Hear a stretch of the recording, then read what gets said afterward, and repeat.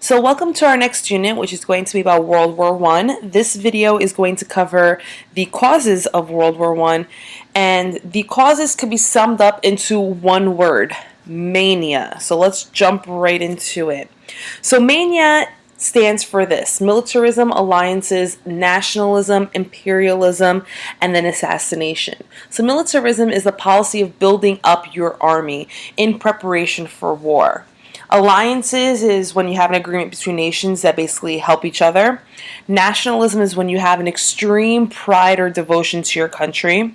Imperialism, like we've covered before, is when one country takes over another country.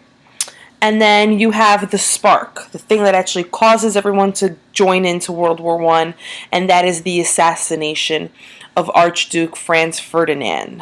So let's dive into this a little bit deeper. So M stands for militarism. For some European leaders, the question was not so much if a war was going to happen, but basically when it would happen. So they were prepping for a war that was not, they didn't know what it was going to be, but it was kind of on the horizon. And so leaders increased the sizes of their armies and the stockpiles of their weapons. No nation readied itself more than Germany. By 1914, it had a huge standing army and it had the largest collection of deadliest guns in the world. It also started building up its navy that basically rivaled Britain's, and Britain had the strongest navy in the world at this time.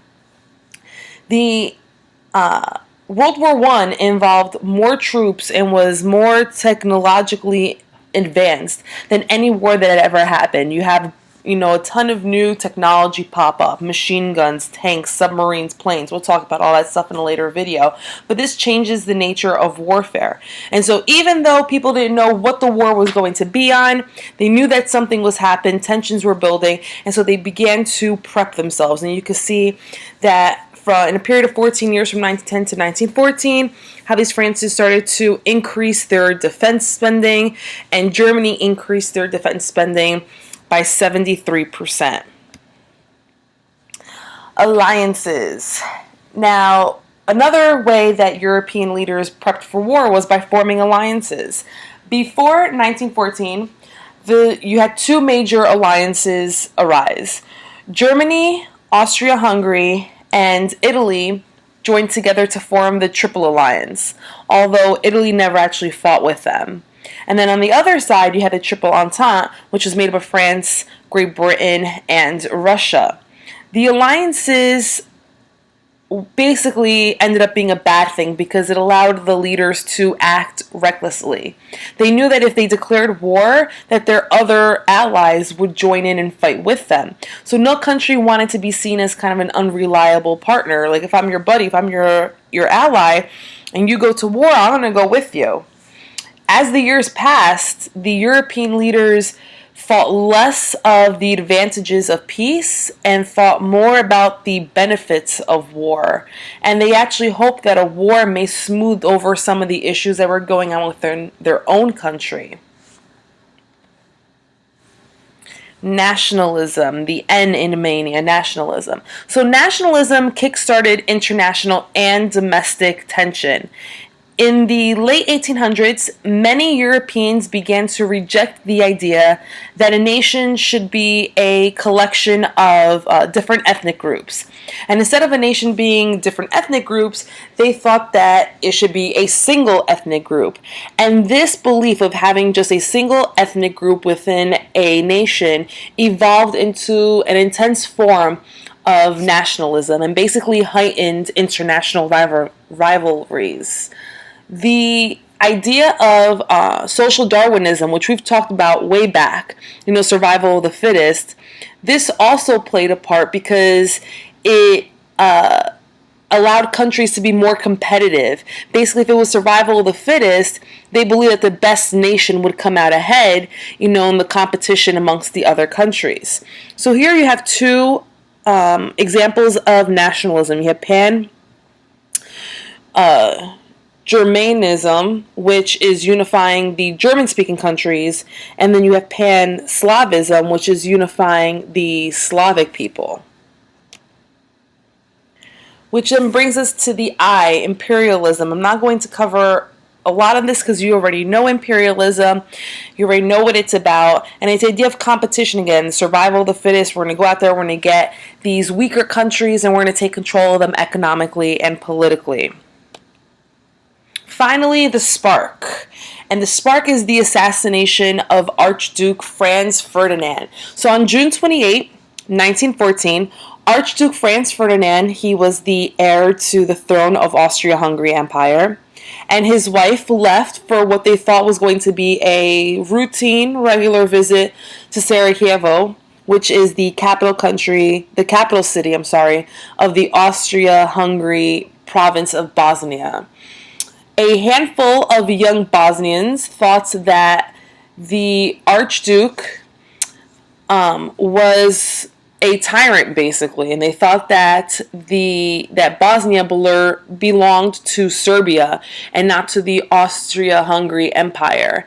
And they believed that they were going to correct this mistake. And during their visit, the Archduke's driver made a wrong turn, and one of the conspirators saw the couple in the car, basically pulled out a gun from his pocket and fired it twice. The first shot hit Sophia, his wife, and the second shot hit Franz Ferdinand.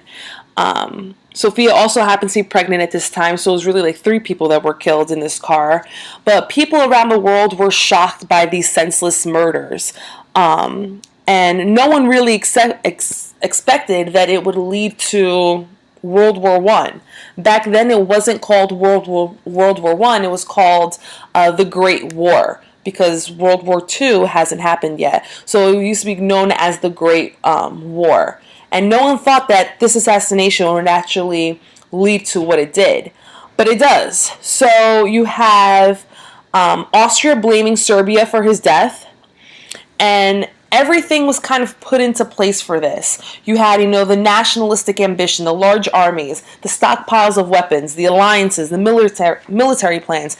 Everything was put in place for this one moment, this one assassination. So after the assassination, Kaiser William II, who is the German emperor, assures Austria-Hungary that Germany is going to stand by them if they decide to go to war. So confident in that Germany is going to help them, Austria-Hungary gives an ultimatum to Serbia, basically saying, cooperate with us with the investigation of the assassination. We're going to investigate everything, and then we're going to take the people, we're going to arrest them, and we're going to give them trial and all this stuff. And Serbia did not agree to the demands that Austria-Hungary had. And so Austria-Hungary declares war on July 28, 1914 on Serbia. And then it just kind of starts going from there. Because of the alliance system, what otherwise would have probably been an issue between those two countries spread very quickly.